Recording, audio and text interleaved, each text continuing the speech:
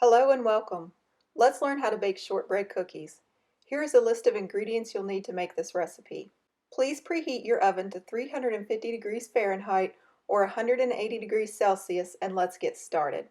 In a large bowl, we're going to beat 1/2 cup of softened butter, that's 4 ounces, to a 1/4 teaspoon of salt, 1.25 grams, and 1/3 cup of sugar, that's 2 ounces. Now, if your butter is salted, skip the salt in this recipe. After it is really well combined like this, you're going to add in some flavoring. You can use any type of flavoring you like. Today we're going to use 1/2 teaspoon of vanilla, 2.5 milliliters. Now, if you don't have vanilla, you can completely skip this step because they will be absolutely wonderful without any flavoring at all. They'll be a delicious butter cookie. Once you have that well combined, you're going to be in your flour. 1 1/4 cups of flour or 6 ounces. Now I recommend you stir this by hand so you don't get a tough cookie. You just want to mix it together until it starts to look like fine sand, and when you squeeze it together it holds its shape like this.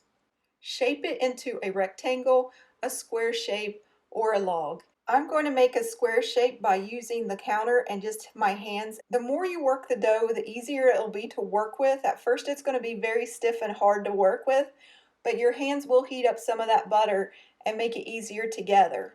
If you use the palm of your hands or the counter, you can get a really nice rectangular shape or even square shape. Just pat it into shape like I'm doing here, and then you're going to turn it a 1/4 of a turn and use the weight of the counter to help you get a squared off shape. You will eventually have a shape that looks like this. You want to store it in an airtight container, plastic wrap, or one of these plastic bags that I'm using.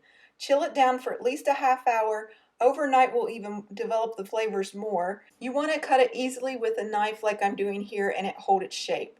I'm cutting it about a 1/4 inch thick or 6 millimeters for a decent sized cookie. Once they are completely sliced up, you can put them on a baking sheet, and you can put them pretty close together because they're not going to spread. We didn't put any baking powder or baking soda in these cookies, so you can get them pretty close together. You want to bake these 12 to 16 minutes or until they are just lightly golden brown on the bottom.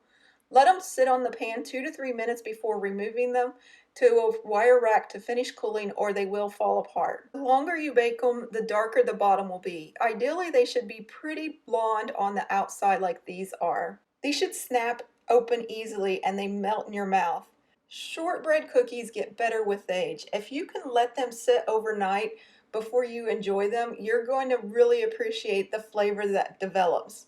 However, if you're like Maggie and me, you can't wait to try these cookies. She absolutely loves these cookies. Look at the joy on her face seeing she's getting a piece of this cookie and trying to figure out how to get more. Maggie absolutely adores shortbread cookies, and they are pretty safe for dogs to eat as long as they can eat sugar and wheat flour.